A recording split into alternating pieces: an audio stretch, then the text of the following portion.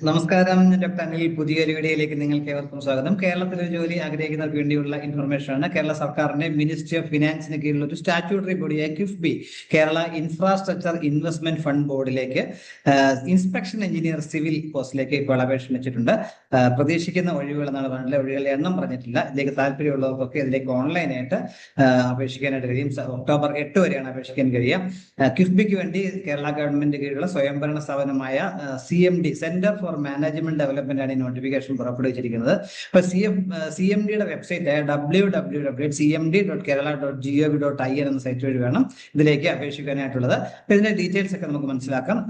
നിങ്ങൾ അതുപോലെ അതിനു മുമ്പ് ആദ്യമായിട്ടാണ് ചാനൽ കാണുന്നത്, ഇതുപോലെയുള്ള ഇൻഫർമേഷൻസ് ഒക്കെ ഇനിയും ലഭിക്കുകയാണെങ്കിൽ ചാനൽ സപ്പോർട്ട് ചെയ്യും, കൂട്ടുകാർ ഷെയർ ചെയ്ത് കൊടുക്കാനും മറക്കരുത്. അതുപോലെ ഈ ഡീറ്റെയിൽസ് മുഴുവൻ മനസ്സിലാക്കാനായിട്ട് വീഡിയോ മുഴുവനായിട്ട് കാണുക. ഇതിന്റെ വിശദാംശങ്ങൾ നമുക്ക് പരിശോധിച്ച് നോക്കാം. ഇതിലേക്ക് ഓൺലൈനായിട്ട് വേണം അപേക്ഷിക്കേണ്ടത്. CMD-യുടെ വെബ്സൈറ്റ് ആയ www.cmd.kerala.gov.in എന്ന സൈറ്റ് വഴി നിങ്ങൾക്ക് ഇതിലേക്ക് ഒക്ടോബർ 8 വരെ അപേക്ഷിക്കാനായിട്ട് കഴിയും.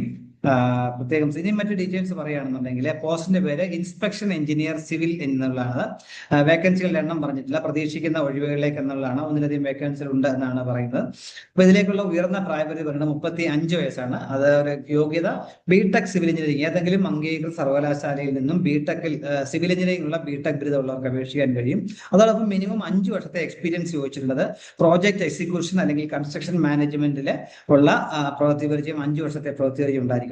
ശമ്പളം പ്രതിമാസം 50,000 രൂപ ആയിരിക്കും ശമ്പളമായിട്ട് ലഭിക്കുക. ഈ ഏജ് ക്വാളിഫിക്കേഷനെ ഒക്കെ ക്രൈറ്റീരിയ ആയിട്ട് കാൽക്കുലേറ്റ് ചെയ്യുന്നത് 2020 സെപ്റ്റംബർ 1 അടിസ്ഥാനമാക്കിയാണ്. അതിനു മുമ്പ് ഈ പറഞ്ഞ ക്വാളിഫിക്കേഷൻസ് എക്സ്പീരിയൻസ് ഒക്കെ ഉള്ളവർ മാത്രം അപേക്ഷിച്ചാൽ മതി എന്ന കാര്യം പ്രത്യേകം ശ്രദ്ധിക്കുക. പിന്നെ ഡ്യൂട്ടി പറഞ്ഞിരിക്കുന്ന പ്രോജക്ട് എക്സാമിനേഷന്, ഫീൽഡ് ലെവൽ ഇൻസ്പെക്ഷന്, അങ്ങനെയുള്ള ടെക്നിക്കൽ ഡോക്യുമെന്റേഷൻ പ്രോസസുമായിട്ട് ബന്ധപ്പെട്ട കാര്യങ്ങളൊക്കെ ചെയ്യുക എന്നുള്ളതാണ് ജോബ് ഡ്യൂട്ടീസ് പറഞ്ഞിട്ടുള്ളത്. ഇതിലേക്ക് അപേക്ഷിക്കുന്നതോടൊപ്പം നിങ്ങളുടെ ഒരു ഫോട്ടോ, റീസെന്റ് ആയിട്ട് പാസ്പോർട്ട് സൈസ് ഫോട്ടോ സ്കാൻ ചെയ്ത് അപ്ലോഡ് ചെയ്യണം.